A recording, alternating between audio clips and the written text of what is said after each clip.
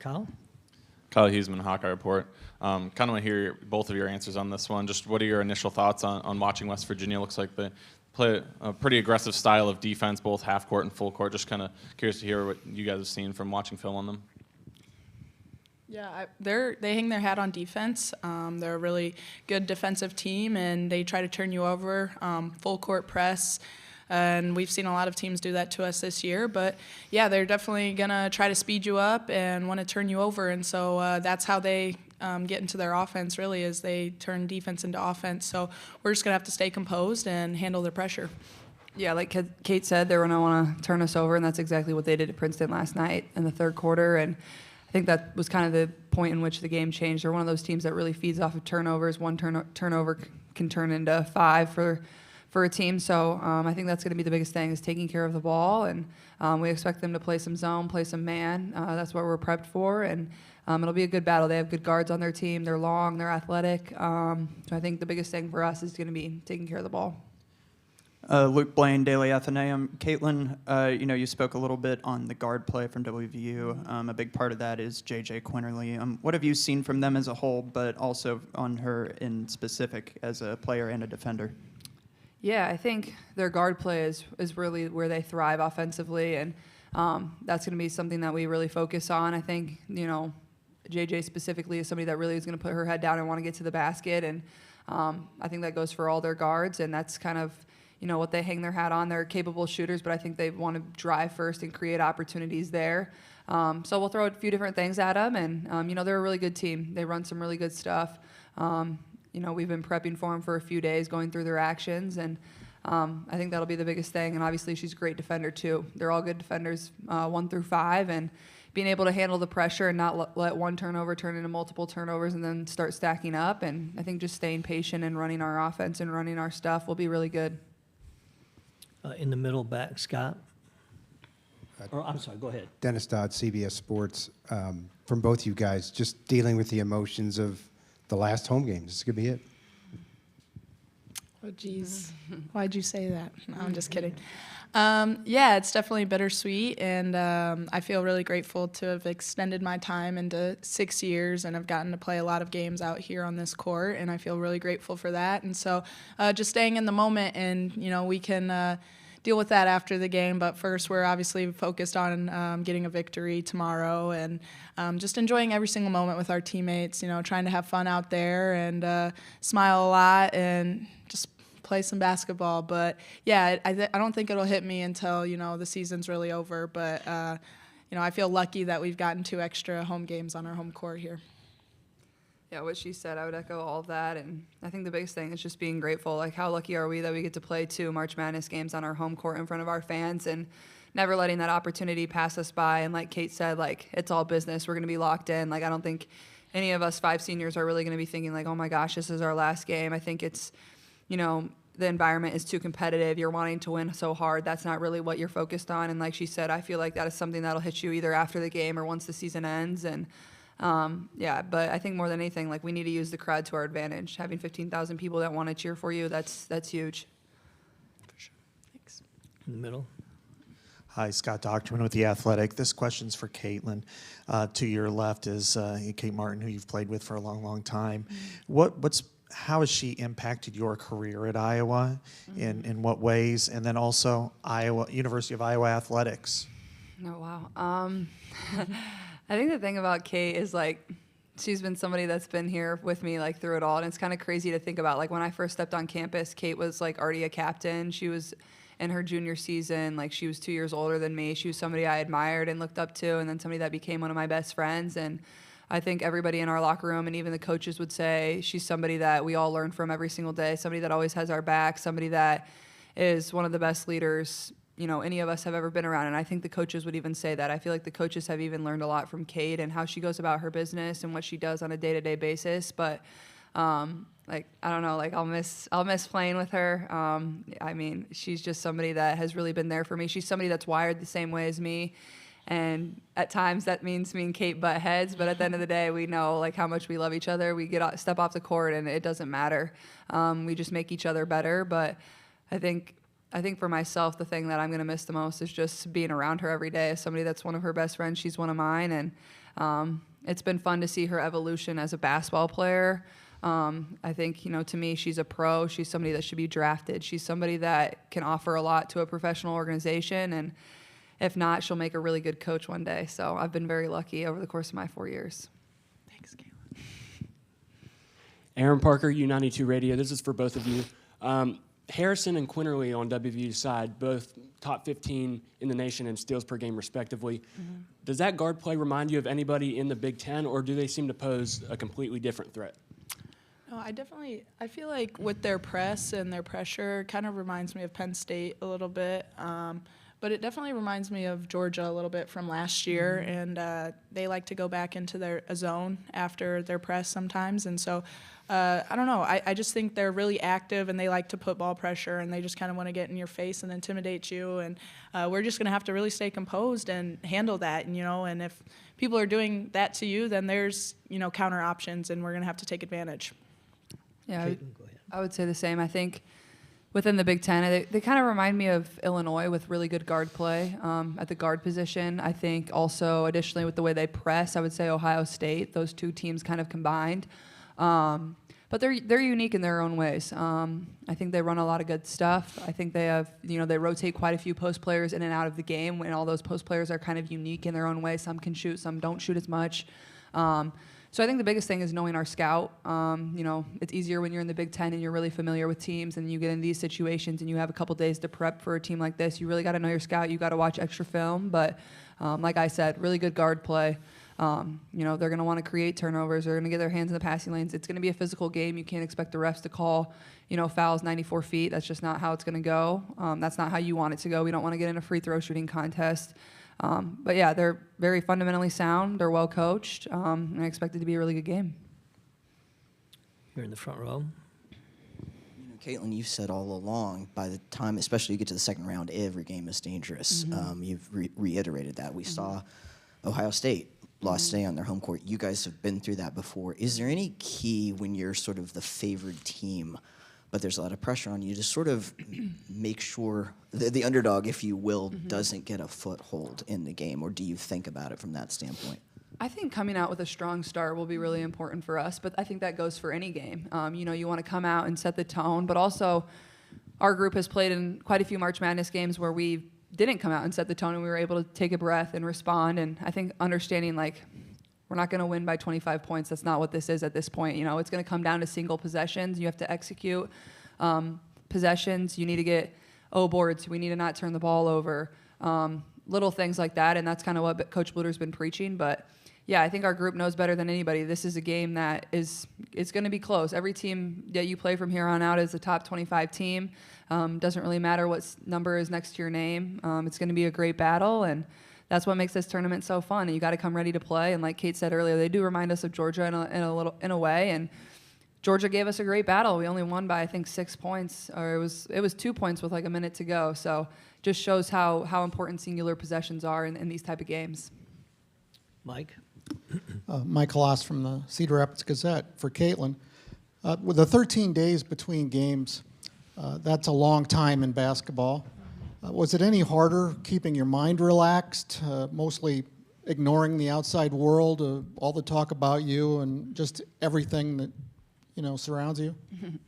Honestly, it was nice to have a couple of weeks off, especially after playing 3 games in 3 days of the Big Ten tournament. And I don't think it's any different than what I've experienced over the last 2 years. I think I've been able to kind of, step away and focus on my business and what that is, and that's on helping this team win. And certainly I know that spotlight's there. Certainly I know that pressure's there, but that's not anything you ever shy away from. I wouldn't want it any other way. And I think it's something this team has deserved and really earned over the course of the last 2 years, obviously with our run in March Madness, but I'm not sure a lot of people coming into this year would have thought we would be a 1 seed in this tournament and had the year that we did, losing Mon and McKenna.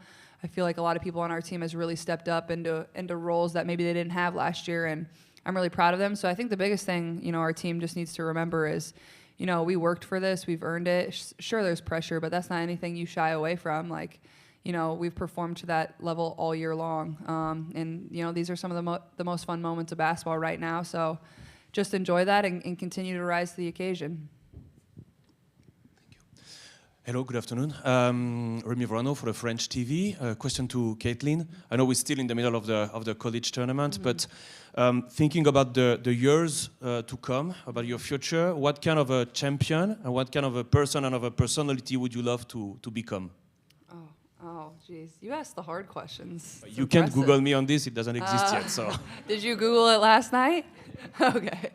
I don't know. I think the way I've gone about my college career is how I want to continue to live the rest of my life, whether it's playing professional basketball, whether it's, my dreams outside of basketball. I think that's what has allowed me so much success as a basketball player is everything I do is the same way I live my personal life. I want to give a full effort. I want to, rely on a team and other people around me. I know not everything can be done by myself, and I have a lot of people that support me, whether it's my teammates, whether it's my coaches, whether it's my family, and I have a lot of goals and aspirations in basketball and enjoying that. But at the end of the day, basketball isn't like the end all be all for me. I know, I told my mom earlier this week, I know I can hold my head high whatever happens in this tournament because, I've given my heart and soul to this program, and so have my teammates, and I've loved every single second of wearing Iowa across my chest. And I think that goes for everything that I do in my life. I do it with, 110% effort, and maybe at times that's bad, but, that's just kind of how I go about my life. And I think that's what, I'm going to continue to do as I become a professional working adult. And I think it would be the same for any other normal individual, too. In the middle there. Chantel Jennings with The Athletic. Kate, question for you. Caitlin had some nice praise for what she's learned from you over the last few years. I'm curious if we can turn the tables a little bit. Obviously, you're 2 years older, had some college experience before she was here, but over the last 4 years, what have you learned from Caitlin? Yeah, well, great question. Oh, gosh, Caitlin, She close hasn't your learned ears. anything. Just kidding. No, I've learned a lot from Caitlin, and I feel really grateful that I've gotten to spend 4 years with her.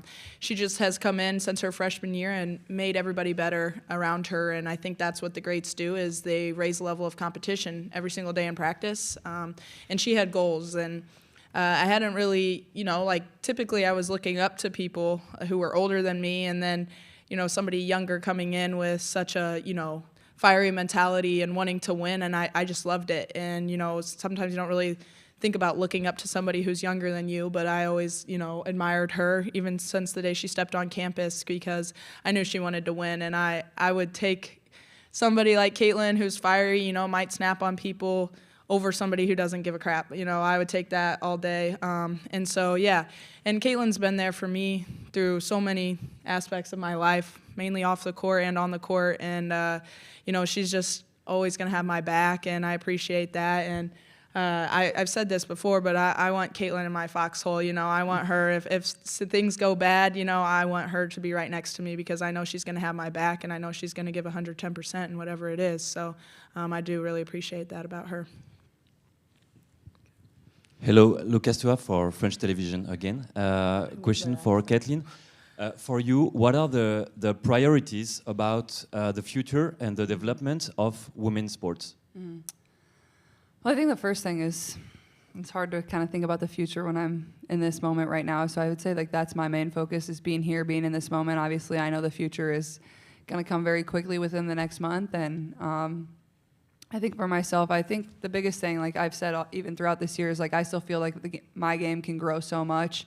I feel like I can still improve a lot, but like you said, I think women's sports in general are growing so much, and that's so cool. As you see, it's all over the world. Women's sports are really on the rise, whether it's women's basketball, whether it's soccer, whether it's volleyball. You can go down the line of every, women's sporting event that is growing. The attendance numbers are growing, the viewership is growing, and if I can be a small part of that, that's really special and that's really unique, and I want to do whatever I can to help move that along and help inspire young girls to maybe, dream to do whatever they want to do. And I guess that's the biggest thing is continue to, enjoy these moments and smile and inspire young people to, want to be just like us because they're going to be the next generation that keeps continuing to move this thing forward.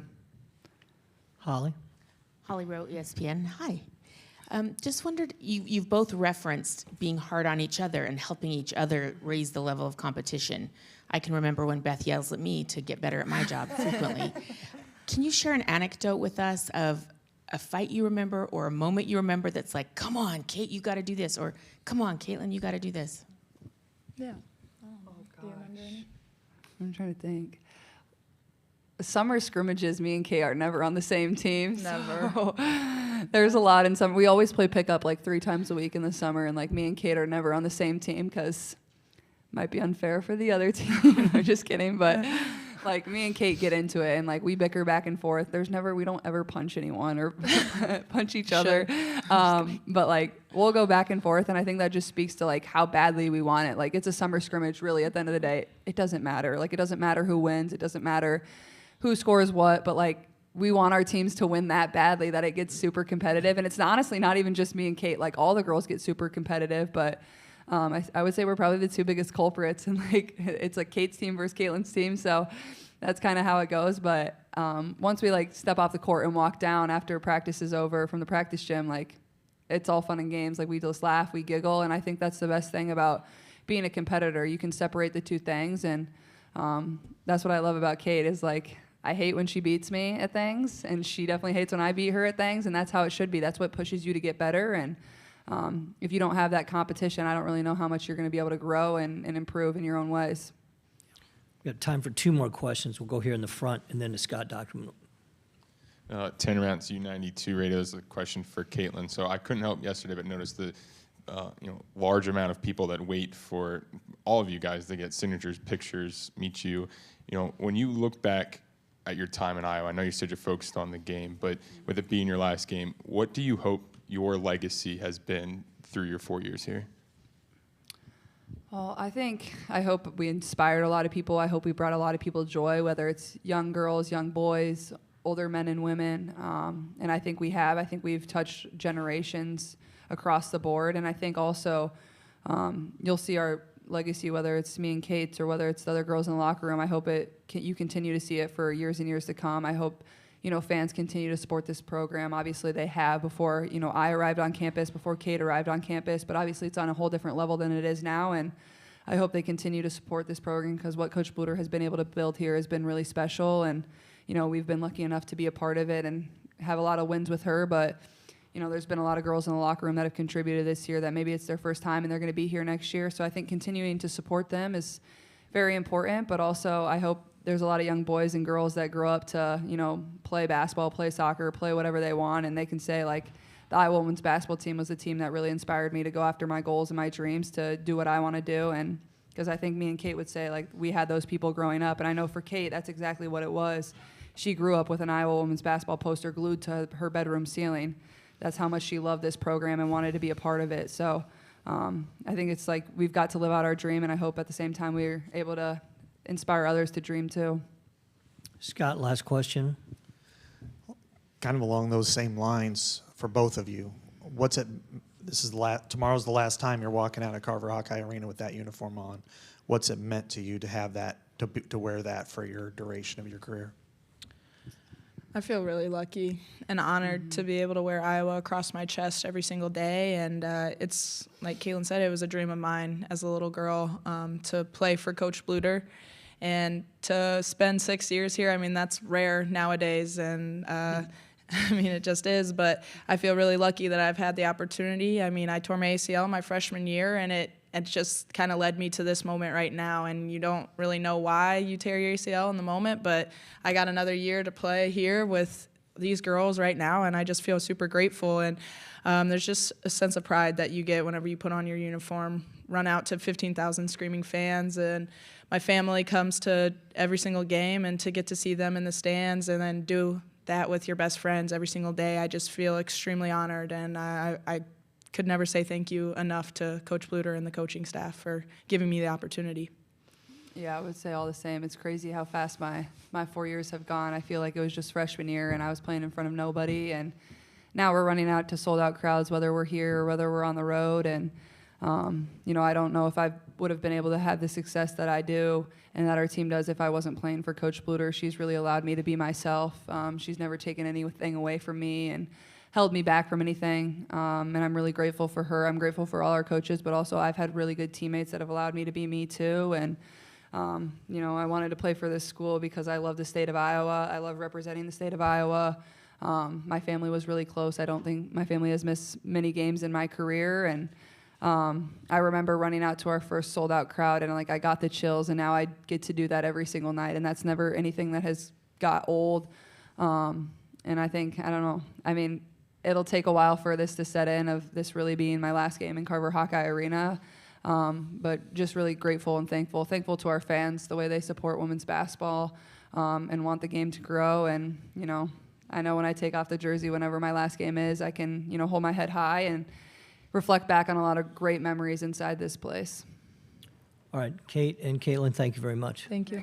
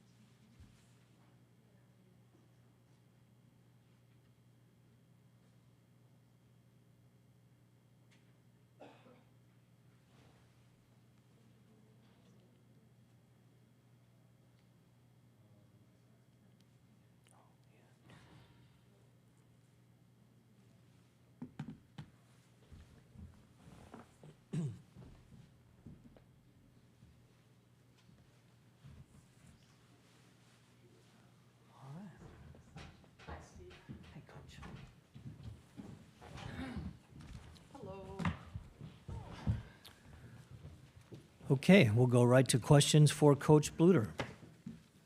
Kyle?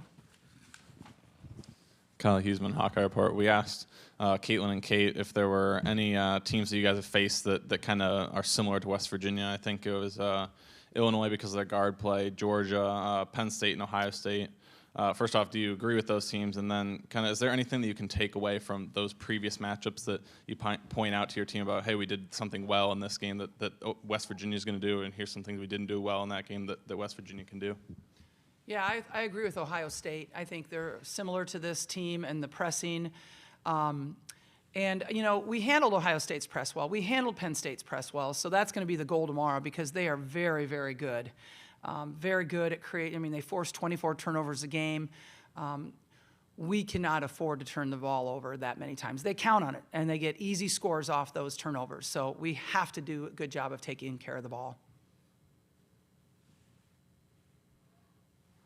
Right here in the front. Hi, Tanner Mounts, U92 Radio.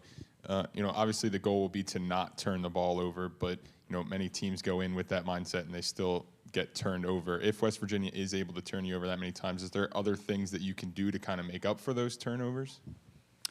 I mean, threes are greater than two, you know, I mean, that's really, right? Like, it's about possessions, and if you turn the ball over, you're in trouble. I mean, possessions are so important, but, you know, if we control possessions, we're the #1 team in the country in points per possession, so we have to do a good job on the boards, and we have to do a good job valuing the ball. Luke Blaine, Daily Athenaeum. You've played two teams from the Big 12 in Kansas State and Iowa State. Is there anything that you can take away from those matchups that you might try to emulate in this one, or is it a completely new challenge? I think it's a new challenge. I mean, you know, we played those teams such a long time ago. I've watched their films against West Virginia, but again, those were a long time ago. I think our team is different. The last time we beat Kansas State, we didn't have Hannah Stolke. She wasn't available. She was unhealthy at that point, so you know, hopefully having her will help us. Kyle? We talked with the West Virginia head coach, Mark Kellogg, and he mentioned that he feels like they're a team that can play a slower game if they need to. They can play a little bit faster as well. Is that something that you see from them, that they can kind of do both those things? They can excel if you find yourselves in either type of game? Oh, I agree. I think that they can change up their press to do whatever they want, speed you up or slow you down. So they do a really good job with that. Over here on the left. Steve, just a second. Steve Silverman, Ivy Hoops Online. Coach, I think during the first round, 31 out of 32 higher seeded teams won. Meanwhile, on the men's side, you see upsets happening and all this hoopla over that. And of those 31 teams, 16 of them played on their home court. Do you think it's time for the women's tournament to reconsider awarding 2 home games to the top 16 teams? I don't think so. I don't think we're there yet. We tried it. I've been around long enough that we did try that for a while. It was very unsuccessful, and that's why we abandoned it. Went back to this. We tried 8 games at a neutral site, or 8 teams at a neutral site, and it didn't work. I think it is a huge advantage to the top 16, but maybe they deserve it because they worked on, did it during the year. So maybe they deserve it.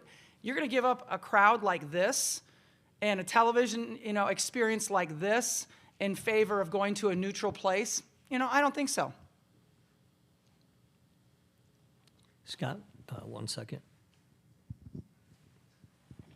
Hi, Scott Docterman with The Athletic. I wanted to ask you about Kate Martin's impact on this program since the day she walked in. She talked about learning from Megan, learning how to become a good teammate when she had an ACL, to now where she's seems to be one of the greatest captains you've ever had. What's been her impact and what's her legacy?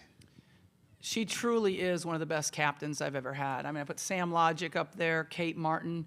What makes Kate so tremendous is she works so hard all the time. So she demonstrates, the level of play that you want out on the court. But she's also communicating. She's our best communicator on the floor, whether she's pumping people up or whether she's communicating, defensive calls and skills, that sort of thing. So she's the first person that will hold people accountable, and she's also the first person that'll pat everybody on the back when they need it. And she builds people up. I think that's the biggest thing about a leader, is when you can make the people around you better, and Kate Martin has done that. And she's going to be a fabulous coach. I'm not going to want to coach against her because she's going to be really, really good in time.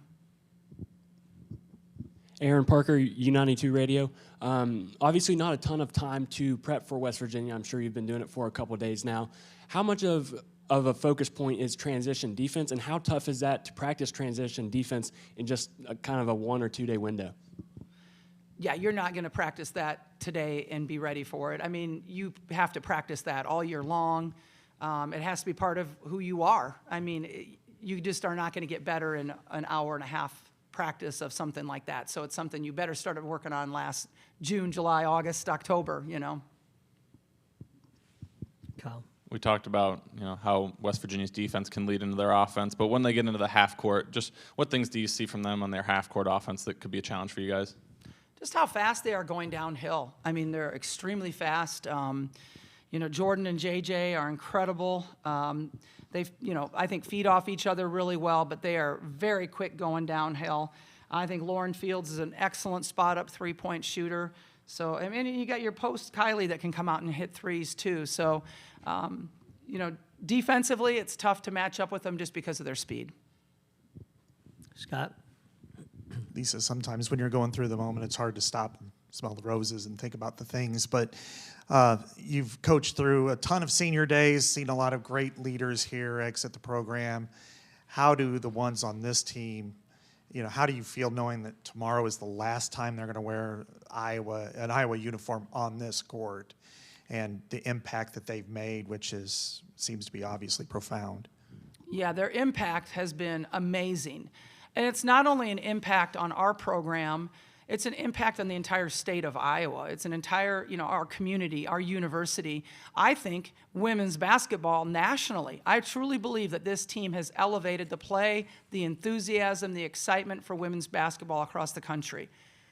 I am not thinking about tomorrow being their last game. I can't. Like, if you start thinking about that and focusing on that, you're not focusing on the task at hand. So that's something I'll think about after the game, but it's not something that I really want to prepare myself for now. Right here in the front.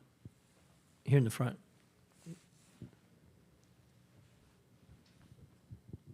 Tanner Mance, U92. I asked Caitlin this right before, when it is all said and done, what would you define her legacy as, whether for this program, or you touched upon it, the state, or women's basketball in general? For Kate Martin specifically? Caitlin, sorry. Caitlin. Oh, Caitlin. I mean, goodness, she's the face of women's basketball across the country right now. And so absolutely she's elevated this game. And, I mean, she really creates a lot of buzz. So, whether it's good or whether it's bad, it's a buzz out there. And I think she's taught, people that they can be passionate about this game, competitive about this game, and they don't have to hide their feelings. I think there's a whole lot of little boys and girls that are playing basketball right now because of her, because of watching her play and her inspiring, the next generation of basketballers. Go ahead, right here. Hey, Coach, forgive me, I was in the locker room, so if I ask something that's repetitive, I apologize for that. But I was asking Caitlin about this. When you're a real guard-dominated team, and I'm not shortchanging your post-game at all, but you've got so much experience on guards, is it easier in some ways to prepare for another team that's guard-dominant, or does it really make much difference? I don't know if it makes a whole lot of difference. I haven't thought about that. And I do think our post play was good yesterday. I mean, even with Hannah going 0 for 2 and not playing many minutes, we were 11 for 16 from the field with our post play. So I think they did a nice job. But I mean, certainly when you talk about Iowa, you talk about our guards right now. Steve? Steve Silverman, Ivy Hoops Online. Coach, yesterday in the Princeton-West Virginia game, Princeton actually had fewer turnovers than West Virginia in the first half and more points off of turnovers and more fast break points. And we know what happened in the second half. So how important will it be for your team not to play a great 10 minutes against that pressure, not a great 20 minutes, but a great 40 minutes? Yeah, I think every game you play this time of year, you're playing against great people. I mean, West Virginia has a 21 net. I mean, they are a really good basketball team. I think that they're underseeded, or whatever you want to say about that. I think there should be really like a 7 or a 6 right now, or a 5, possibly. I mean, I'm not on the committee, so I can't make those calls, but I was really surprised that they were an 8 seed. And I'm sure they were, and they have something to prove about it. But I think anybody you play now, you've got to be locked in for 40 minutes or, you're going to go home. So that's the goal. And you're right. I think it hurt when Jordan got into foul trouble a little bit in the first half. I think, she's the front of that press, the kind of two-headed monster up there, and she's that, one of the principal parts of that. Scott? I wanted to ask you about physical play and the challenges it could present for you depending on the way it's called, and I'm not saying it's good or bad, I'm just saying like balls and strikes. If it's called loose and there's not a lot of fouls, how do you keep Caitlin focused and not maybe getting into, yesterday she just seemed to be a little out of character, and how do you keep her kind of focused and not worrying about other things? Yeah. Caitlin and I had a really good talk this morning. I think she's going to be great tomorrow. I really do. I have full faith in that. She got frustrated with herself with the situation last night, and she's too much of a veteran to let that bother her. She knows that a lot of times whistles are swallowed this time of year. But hey, there was 57 free throws shot between West Virginia and Princeton. That's a lot of free throws and a lot of calls. So that game, they didn't really swallow their whistle, in my opinion. Got time for one or two more. Any other questions? Go ahead. Coach, you mentioned just how tough these games are, really from the first round, but definitely I feel like the second round now are incredibly tough. And Caitlin mentioned you can't go into this game thinking, hey, we're going to win comfortably. It is going to go down, possibly last possession. The confidence, I guess, you have in the way you guys execute at the end of games, because that seems to be a huge difference maker at this time of the year. Yeah, I mean, we practice our end-of-game situations. Often. I'm not going to say every day, but often. We did it in the shoot-around yesterday. I just feel like with a player like Caitlin, you're never completely out of a game because she can do some amazing things at the end of games. We've all seen it over and over again. So, but yeah, end-of-game situations are very important, both offensively and defensively. All right, thank you, everyone. Thank you, Coach. Thanks.